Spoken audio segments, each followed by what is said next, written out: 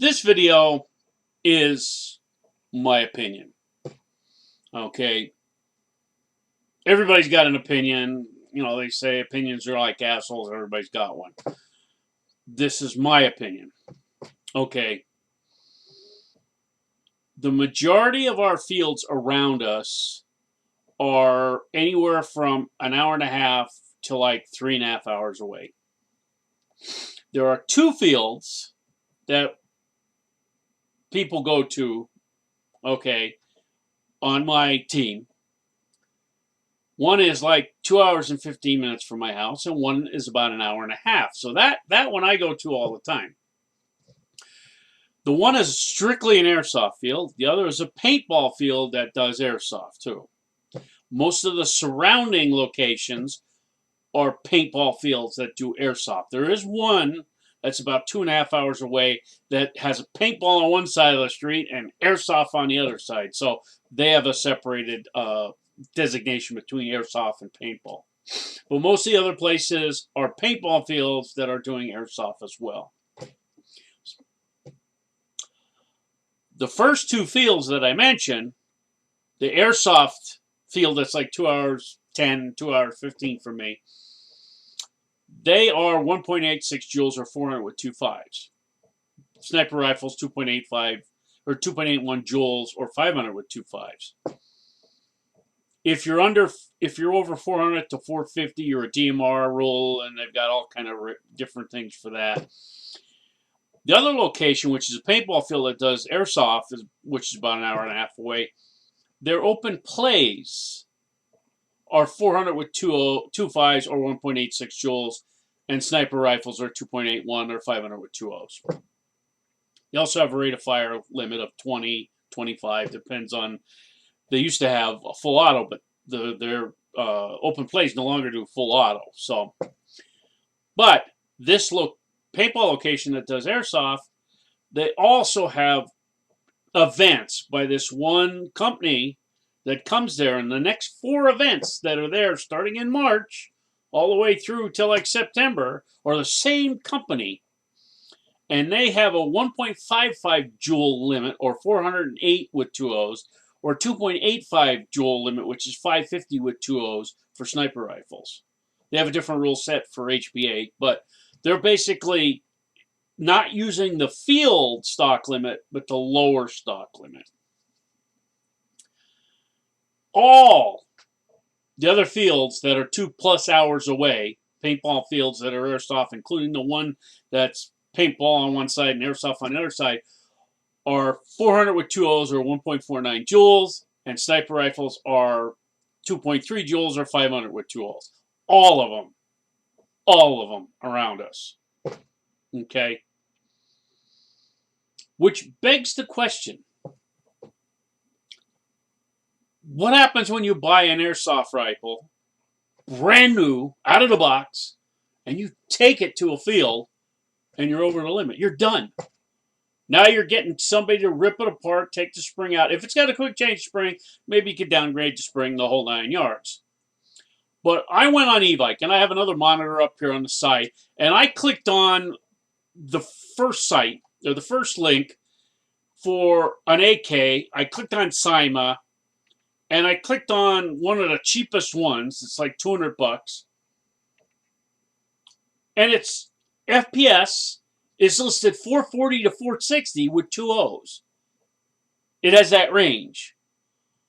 So already, even if it's at the low end, let's say 440, 435, whatever, it's still X amount of FPS over the limit that would be on 90% of the fields around me. And that's just one I picked, an AK. Let me go up and pick an M4. All right.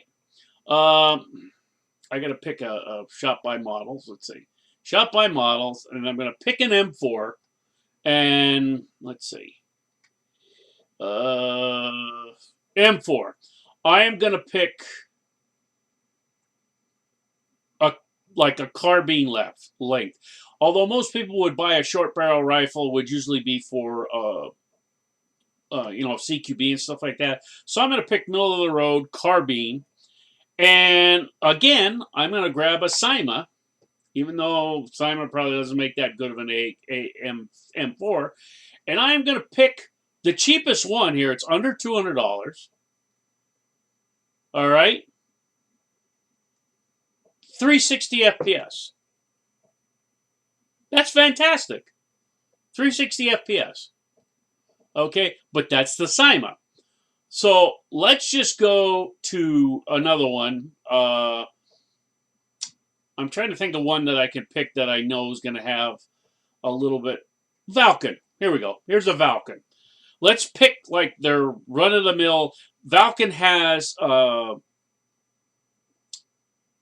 some CQB listed weapons, but here's one. Their battle machine. Their battle machine out of the box. $350.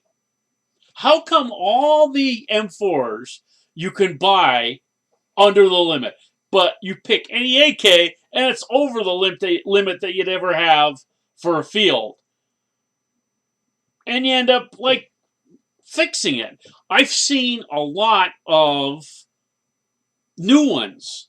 Okay, not specifically on this particular site, but I've seen new replicas from SHOT Show recently advertising like over 25 rounds a second, which I'm like, okay, and over 400.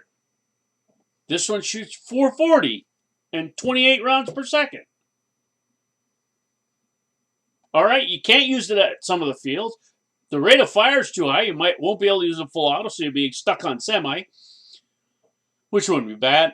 But it's too hot unless it's got a quick change spring. You're stuck with the gun trying to downgrade it then so you can use it on the field you're at. I'm just mind boggled that brand new weapons, replicas, airsoft replicas, coming from these big box stores are coming hot. Okay, like that. And quick change, everybody's got a MOSFET, a quick change spring, whatever. Like I'm looking at the Valken right now. It doesn't say anything about a quick change spring, this particular model, but it's shooting so low, I don't think you'd really have to do with it, anything like that. Also, let's see. I'm going to go back to airsoft guns, and I'm going to pick an M4 again, but I'm going to go with a short barrel rifle, and I'm going to pick, let's see, where's Valken? I don't see Valken under the short. I'll pick a Crytek. Everybody likes Crytek. All right, I'm going to pick a Crytek. So I picked a Crytek, and these aren't cheap. So the cheapest Crytek I see here is about $300. Okay, that's the Alpha CRB. All right, and that's like $300. And out of the box, let's see, $350. Okay. I don't know if this has a quick change spring. I think it does. What it actually has in it. But anyway, there. The M4 out of the box. That one can be used anywhere. If it's a quick change spring, it has a MOSFET, quick change spring. There you go. It's got a MOSFET, a quick change spring, so the guy can update it. But the AKs can't. Now, I looked at a G3 on here, too, and I can't find it. I don't know who makes it. That was $440. And a brand new G3. Now, Lancer Tactical have been making some good new replicas. And if you get on SHOT Show currently and you see what's coming from Lancer Tactical, you know,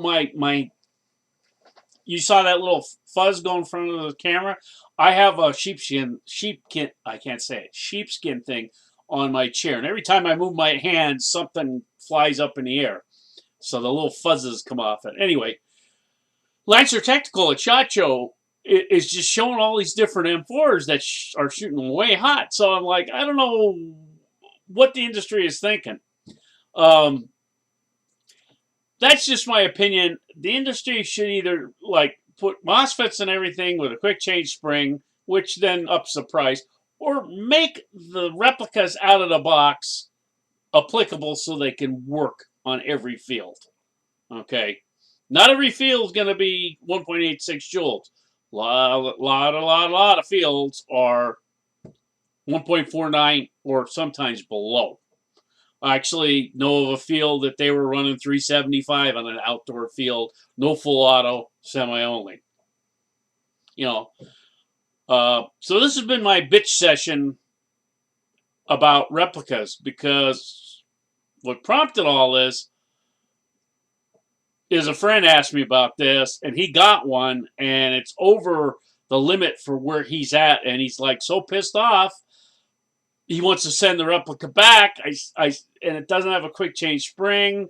It's got a MOSFET and all that, but I'm like, it doesn't have a quick change spring, so he's gonna have to rip it all apart and all that. And he doesn't want to do that, so he wants to send it back and buy one that has all that, or even one that's just lower. So it's annoying.